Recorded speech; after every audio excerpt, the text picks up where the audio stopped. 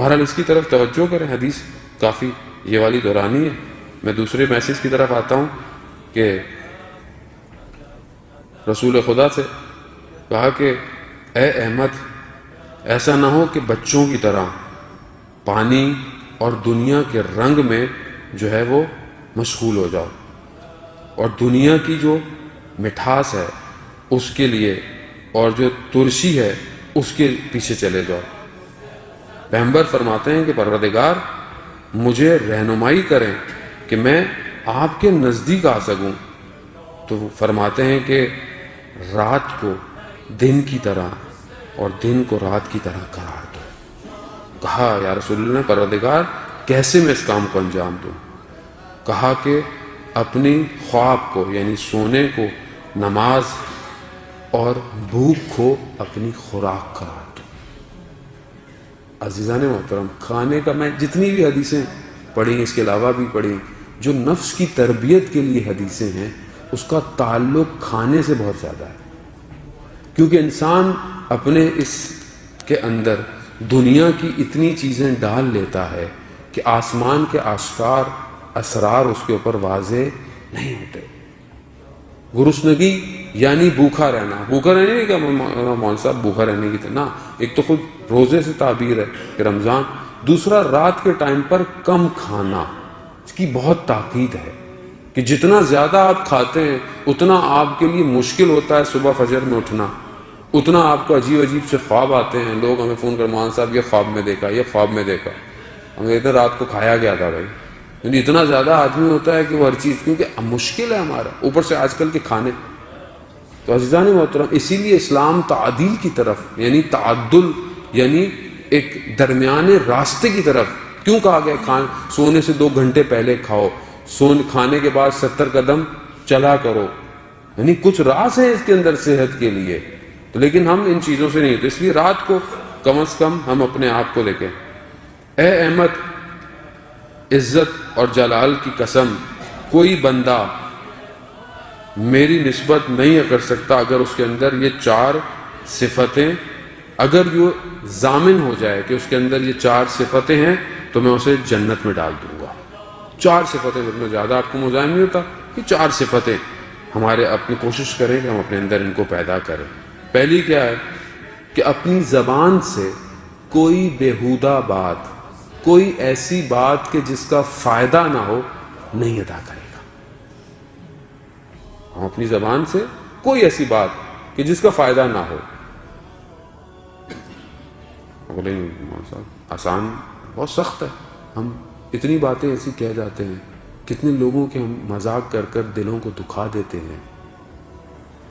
اگر ہم ضامن ہو جائیں اپنی زبان وہ اعضا ہے بدن کا، ٹائم نہیں ہے کہ جس سے سب سے زیادہ گناہ ہوتا ہے، یہی زبان روز قیامت میں ہمارے لیے جہنم کی آگ بن جائے گی۔ اس زبان سے ہم کیا کیا کریں؟ غیبت، تہمت، دل شکنی، جھوٹ، پتہ نہیں۔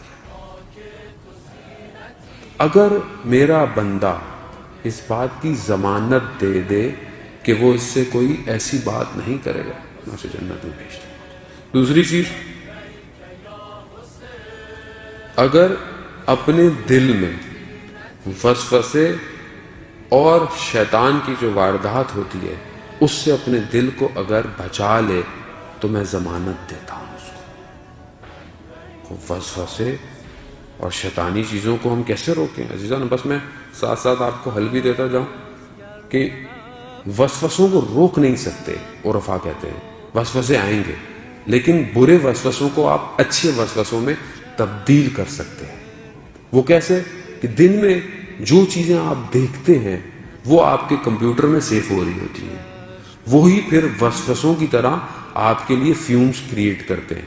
اگر ہم اچھی چیزیں دیکھیں، دعا دیکھ لی، قرآن دیکھ لی، خانہ کعبہ کی تصویر دیکھ لی، حرم دیکھ لیا، اس طرح کی چیزیں اور اچھی چیزیں دیکھتے رہیں گے تو پھر ہمارے خیالات کیا ہوں گے؟ اچھے ہوں گے۔ لیکن اگر ہم خدا نخواستہ ہر چیز دیکھ رہے ہیں جو روڈ پر ہے، جو ٹی وی میں آ رہی ہے، تو پھر ہم اللہ اکبر بھی کریں گے تو کچھ نہیں ہو پائے گا۔ تو اپنے وسوسوں کو اچھا کریں، شیطانی چیزوں سے دور کریں۔ تیسری چیز کہتے ہیں کہ میرے بندے کو یہ توجہ ہونی چاہیے کہ میں یعنی اللہ اس کے حال سے واقف ہوں. یعنی آیت اللہ عظمہ بہجت فرماتے ہیں، کیا فرماتے ہیں کہ اگر بندے کو یہ احساس ہو جائے کہ اس کا پروردگار اسے دیکھ رہا ہے، کبھی گناہ نہیں کرے گا. یہ احساس ہو جائے، پروردگار بھی کہہ رہا ہے کہ مجھے اس کی ضمانت دے دو کہ تم ہر وقت متوجہ رہو کہ میں تمہیں دیکھ رہا ہوں. اچھا ہم بھول جاتے ہیں. جوانوں کے لیے کمرے میں اکیلے بیٹھے ہوئے، ٹی وی ہے، کمپیوٹر ہے، اب تو کہیں بیٹھنے کی ضرورت نہیں، موبائل ہے، لیکن اگر کہیں سوراخ ہو اور پتہ ہو کہ والد صاحب دیکھ لیں گے تو اگر کوئی غلط چیز کھل بھی جائے گی تو بند کر دے گا.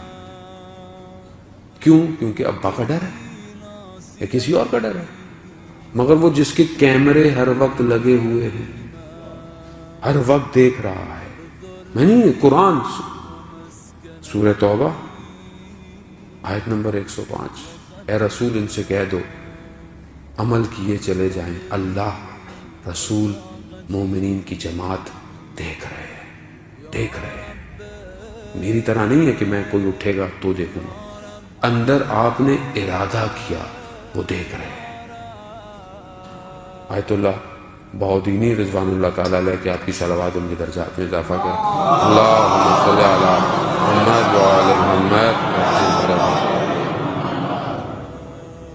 ان کا شاگرد کہتا ہے کہ میں درس پہ جا رہا تھا، باہر نکلا، بارش کا پانی سڑک پہ تھا، ایک گاڑی گزری، پانی کی چھینٹیں میرے لباس پر آ گئی.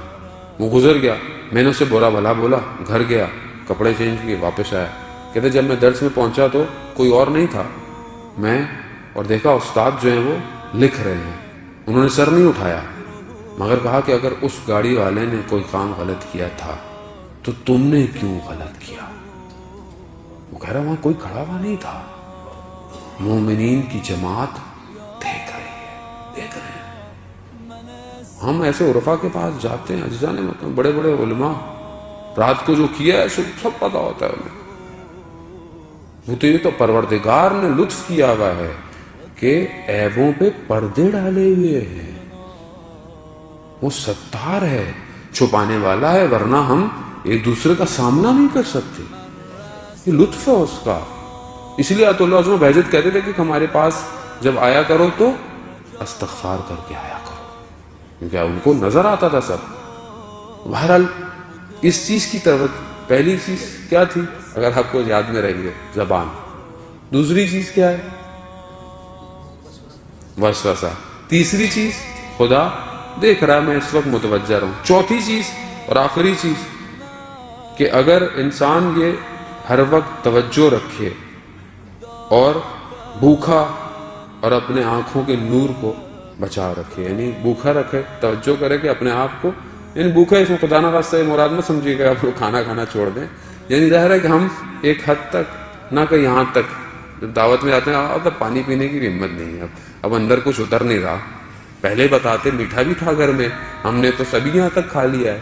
اور نہ ایک حصہ حدیث میں ہے کہ کھانے کو 3 حصوں میں ڈیوائڈ کرو، ایک کھانا، پینا، سانس تو آ سکے.